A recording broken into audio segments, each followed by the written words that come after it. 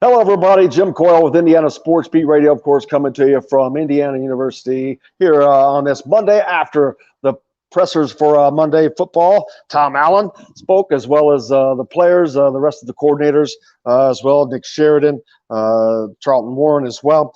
We heard from several players as well after Indiana loses to number 8 Cincinnati over the weekend in a game that left most of the entire staff, of course, the team very disappointed, the fans as well. It was a game that really Indiana could have won. It's one of those games you're going to look back on at the end of this season and really want to have that one back, especially as they start looking through the schedule now and starting to count wins for bowl eligibility. Expectations for this team has changed, at least for a lot of us looking at it going into this season. I thought this team was going to have a lot more success.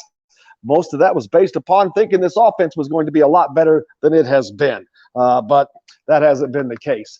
A couple announcements. Of course, this weekend's game at Western Kentucky on the road, a night game, 7:30. It's on CBS network.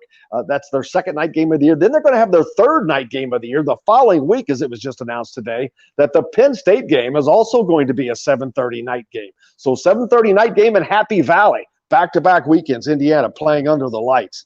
Tom Allen spoke to the media today about a number of things, of course, but one of those was about Michael Penix, his effectiveness, how that has gone, because this offense has not done the things that they need to do to win games. They're still making too many mistakes. Michael Penix is forcing the ball. He's thrown 6 interceptions in just 2 games. And I know they played 3, but those 6 picks came in 2 games, Iowa and Cincinnati. The Iowa game, of course, is a game that Iowa was just simply a better team, more prepared and ready, and did not make mistakes. Cincinnati was a game that Indiana was dominating, leading, and had under control until a targeting penalty came into play. I asked Coach Allen about that. One of the things I asked him about was, should that rule be changed? And what I'm talking about is the punishment for targeting, because of how it just completely changes the outcomes of games, especially for a penalty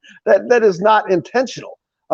So he said that a number of coaches have he's talked to a number of coaches. They all feel the same way, that is something that needs to be looked at. Like in basketball, when you have a flagrant 1, flagrant 2. I think Don Fisher said that on the show this morning. But it's the same thing. It was echoed by Michael McFadden. We'll hear from him in a little bit. But getting back on the offensive side of things, Tom Allen knows that everything is going to depend upon his offense. His defense can set the tone, but his offense has to score points. That means his quarterback has got to be leading this team. And that has not been the case. He has not looked comfortable back there all year long. He has forced things. I'm not sure why, but let's hear what Tom Allen had to say today in today's presser. Yeah, I do think it's getting comfortable, because you go through, like I said, and this is, obviously, evaluation ourselves, we go through it. I couldn't have answered this question, right after the game, if I hadn't had a chance to watch all the plays and see, watch them over and over again, reevaluate, and just see how he's moving around and things. And so to me, I felt like there was a lot of times where he looked more like himself, than he did in the first 2 games for sure. And but then when you have those moments, you go through the mistakes, the interceptions, the things we talked about. And so, but I think there's no question. When you haven't gotten off to the start that you wanted to get off to as a player, that affects your confidence a little bit. I don't think that just feel comfortable in the pocket. I think he definitely feels more comfortable with his knee. I think there's no question about that. You take hits, you get up, you run, you tackle, you do this, and you feel better about it as you go through. But I think there's no question. They're hard to come back from. I get it, and wrestling 2 pretty high level games early on, and so there's no question in my mind that Michael's a great player, and he believes in himself, and he believes in him. We're 1 and 2. When you're 1 and 2, people ask another question. You certainly so. And you got to perform.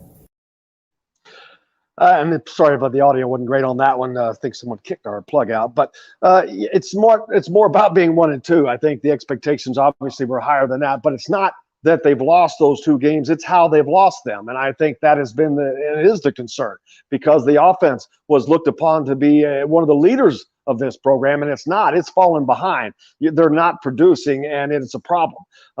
And if things do not change and change quickly, you're going to see an issue Saturday because they take on a Western Kentucky team that, while it's Western Kentucky, they're the leading passing team in the country. They are best on third downs in the country. They're going to put pressure on Indiana's defense, and it's going to be on Indiana's offense to score some points because Western absolutely likes to do that. But you hear Tom Allen with a confidence in his quarterback still, but I don't doubt that, and he has to have that confidence. But when it comes Saturday, if things are not going the way they need to go, I think that you could see a hook by or before halftime. Things have to change, and they have to change now because you cannot go to Happy Valley a week later and expect to play against one of the top teams in the United States in Penn State and have any success whatsoever on the road without an offense that is competitive. And right now, this offense is I'm not sure how competitive I would call them against their peers. But that's an issue that they're going to have to straighten out. We talked to Nick Sheridan. He talked about how Michael is still trying to get comfortable, and they keep using that word. Looking back, man, they're going into their fourth game of the season, and I know that he's coming back from a third consecutive season-ending injury.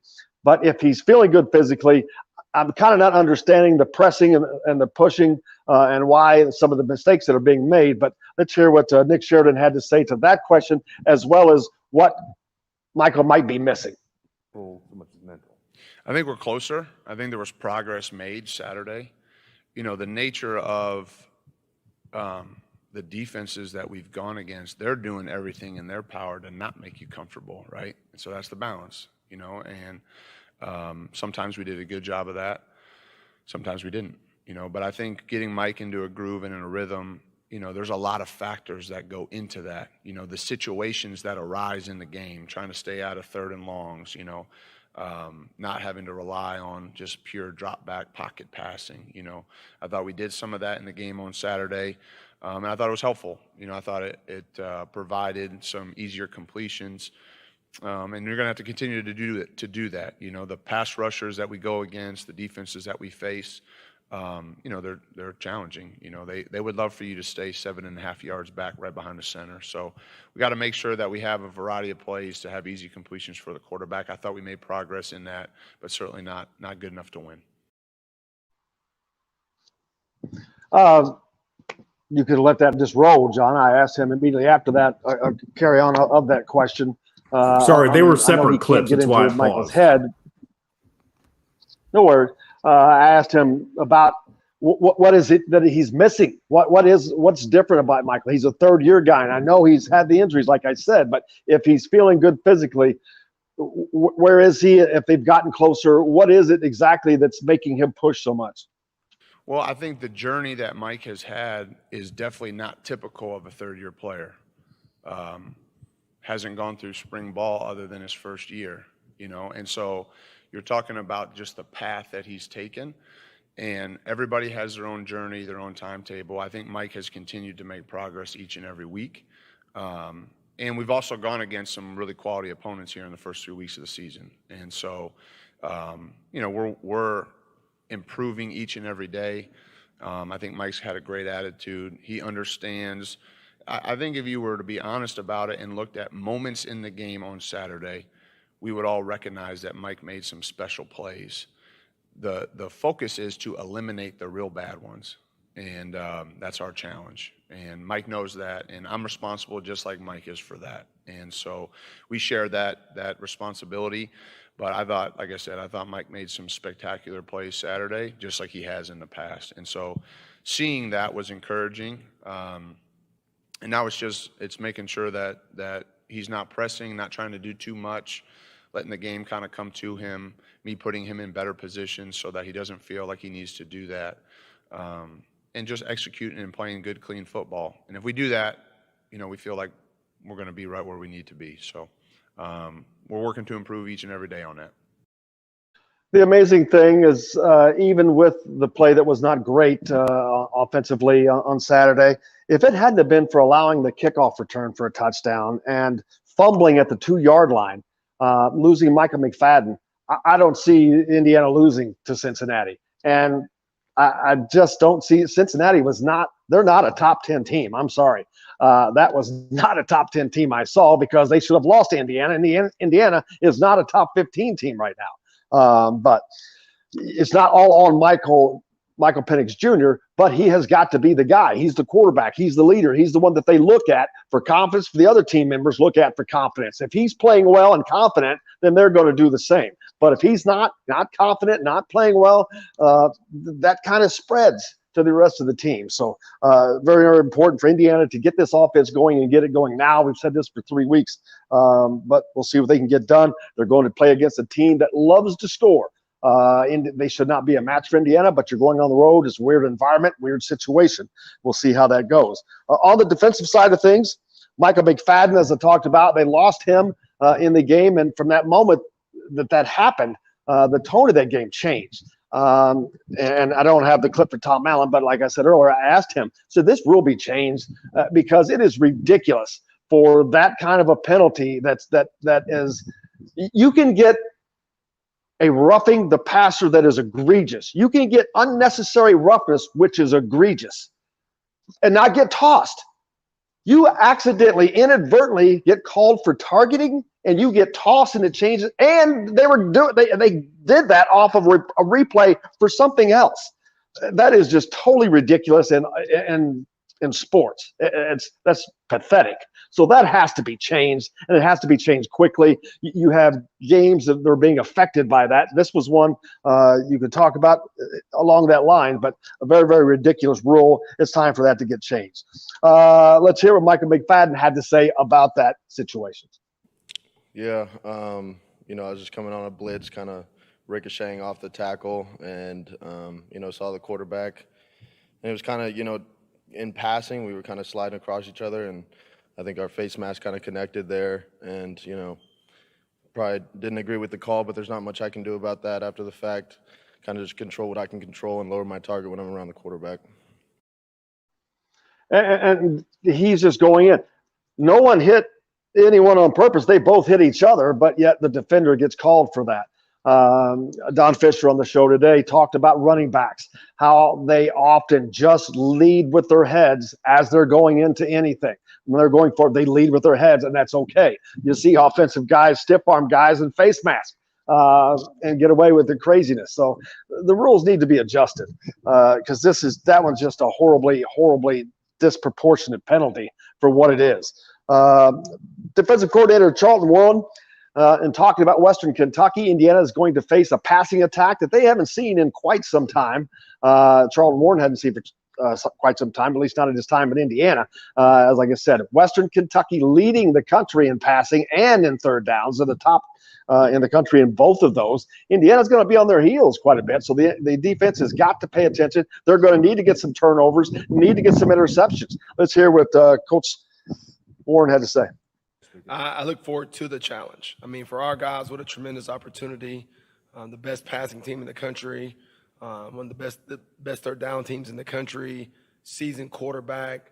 That group of receivers and him have been together for years, lighting the scoreboards up and the stats. So for our guys, it's a tremendous challenge to go out there and be able to execute, do what we do best from a standpoint of, cover, communicate, pattern match, do a lot of things we do, and the challenge is great. I mean, we haven't had a challenge of 4 open looks, empty gadgets, trick plays, flea flickers, mayday formations, pods formations, you name it, they give it to you. So we're going to have to be a defense that's locked in, that communicates great, expect anything, tempo, like they do it all. So I'm excited from a standpoint of getting ready to game plan and get our guys ready to play because week after week, we got to go out there and answer the bell, and it starts with us on defense. So I'm excited to go out there.